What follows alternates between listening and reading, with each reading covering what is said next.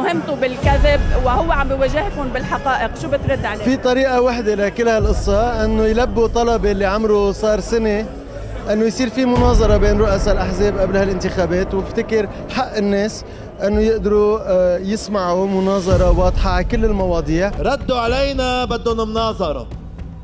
لحلكن شغلة، اول شيء المناظرة بتنعمل بين قيمتين مثل بعضهم، ما بتنعمل بين الكذبة والحقيقة. يلي بيرفض هيدي المناظرة ساعتها بيبين للناس مين مستحي بحاله ومين لا. بس يصيروا على قد الحقيقة يكون لهم شرف، ما رح يكون لهم شرف بمواجهتنا. وفجأة بوم خلي لي بالك مرتاح، ما تتعب قلبك، ما زال انا وياك